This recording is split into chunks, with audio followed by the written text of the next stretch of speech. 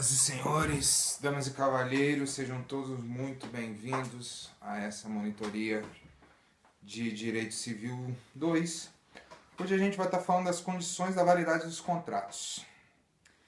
Então, isso é um princípio, o contrato, né, como se ele surgiu... O pacto entre o ser humano sempre existiu, mas nas formas e nos modos muito semelhantes como a gente faz hoje, ele teve o seu boom, seu grande momento na Revolução Francesa, que você tinha o Código Civil francês, que foi a grande renovação, que foi buscar no Código Civil romano. Então, para falar sobre a validade dos contratos, é interessante remeter a uma história que teve na Revolução Francesa. Como eu falei, quase dei um spoiler agora. Mas o contrato nessa época, ele era um contrato, não tinha-se muitas regras. Quer dizer, tinha-se regras, mas não eram tão exploradas, era uma condição nova, entre aspas, tá? Essa coisa da liberdade, da fraternidade, do direito, era um boom no momento. Então, decidiam-se fazer contratos entre homens gays, como se fosse um contrato de casamento mesmo, entendeu? Por isso que eu falei do spoiler. E, teoricamente, juridicamente, não havia impedimento, porém era um escândalo para a sociedade. Então começou a ter esse momento de o que é necessário para um contrato seja válido, quais são as formas, quais são os limites, o que é os bons costumes, os contratos podem violar isso? Isso é um pouco do que a gente vai falar hoje. Então, são 3 requisitos válidos para o contrato. Novamente, uma teoria tricotômica. Como eu falei, tricotomia e pirâmide é 2 coisas que o estudante de direito tem que ter na ponta da língua. Então, para o contrato, você tem subjetivo, objetivo e formal. O subjetivo, ele é a manifestação da vontade. O contrato, ele é isso. Ele é uma manifestação da vontade. Ele não é nada mais que isso. São 2 partes, não existe você fazer um contrato unilateral, não existe. O contrato é sempre bilateral ou multilateral. E você tem que ter esse encontro de vontades, esse merging.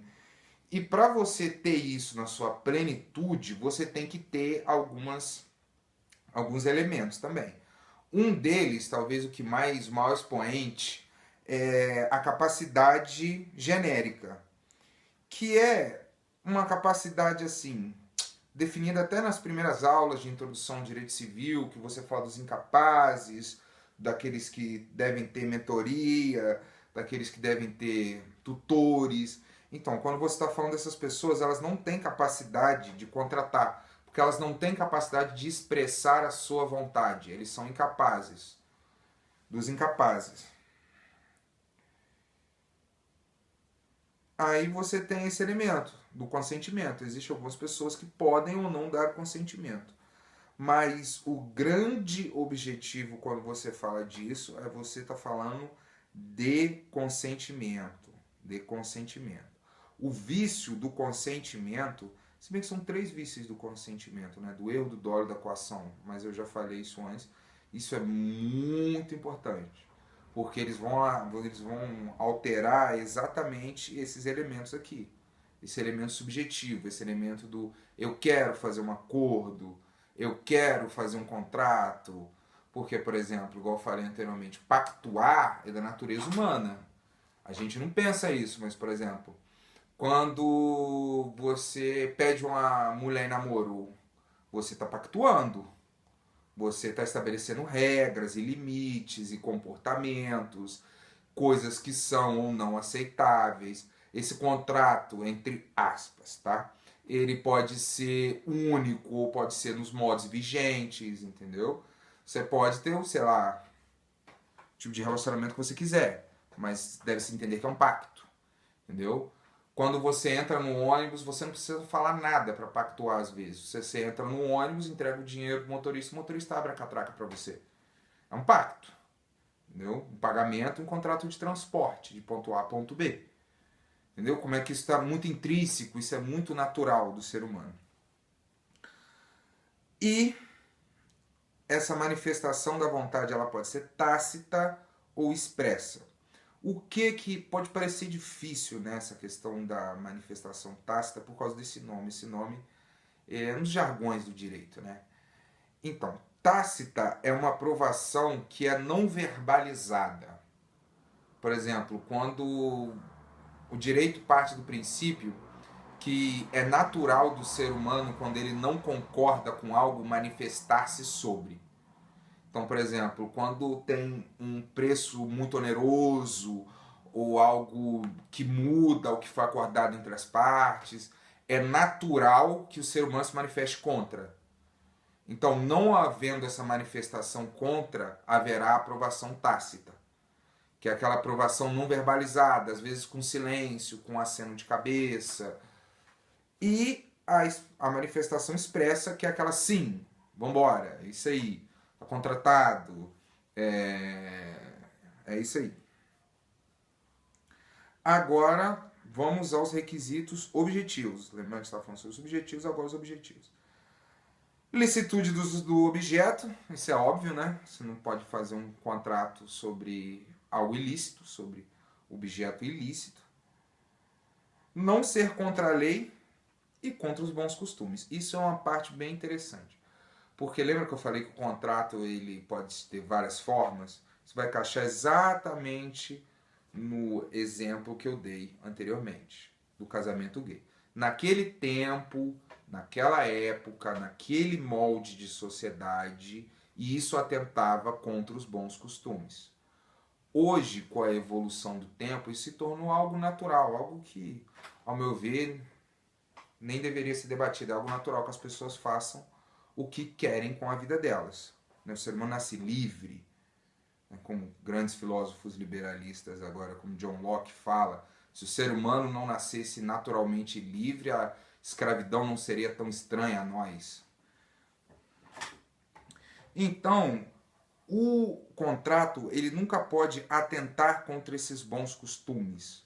Você nunca pode fazer um contrato que seja contra a moral vigente naquela sociedade, contra o que as pessoas se escandalizam. Você não pode fazer um contrato, por exemplo, para matar alguém, um contrato para ferir alguém, entendeu? Isso não pode existir. Agora, sobre o objeto, né? Que é a última forma. Exatamente, o objeto. O objeto ele pode ser determinado ou indeterminado, como a gente estudou outrora, que são uns elementos, por exemplo, objeto determinado é o espécies do romano, como você tem algo extremamente específico, como por exemplo um carro que tem chassi, que tem modelo, que tem ano, que tem documento, entendeu? Ou, eu vou te dar um carro, te dar um Celta, entendeu? Indeterminado. Você não especificou quantidade nem qualidade. Não, quantidade você até especificou, né? Um Celta. E o que também, né? Você não especificou a qualidade. Pode ser um Celta maravilhoso e um Celta todo arrebentado. Então, o objeto, ele pode ser específico, como eu falei, ou determinável, e ele tem que ser possível materialmente falando. Eu sei que isso é bobo, mas é fundamental. Você não pode fazer um contrato sobre algo que não é físico, que não é tangível, algo que é abstrato, algo que é da emoção, algo que não é algo empírico. E é isso aí, né? Conceito subjetivo, objetivo, a forma. Isso aí, gente. Essa foi a monitoria sobre a condição de validade dos contratos. Tem que atingir esses dois elementos. Uma dica importante. Quando você está fazendo uma prova, existe até um livro que eu estou lendo muito bom sobre... Ele dá várias dicas de interpretação de texto, né, para concursos e provas das mais variadas. Quando você tem uma pergunta, você tem que entender que você tem uma ideia, certo? E uma questão. Pode parecer meio óbvio, né? Mas quando eu digo assim, é uma ideia e um fato. Então, por exemplo, você pode usar um fato para fundamentar uma ideia ou uma ideia para fundamentar um fato. o que deve se fazer é procurar o mansleging, qual é o intuito daquilo, o que a pessoa realmente quer com aquilo, o que ela quer saber, entendeu? Você vai atrás dessas duas grandes dicas de interpretação, que é o fato e a ideia. Esse aí, pessoal. Beijo, forte abraço. Vamos se amar e fazer o bem, porque o mundo tá cheio de mal já.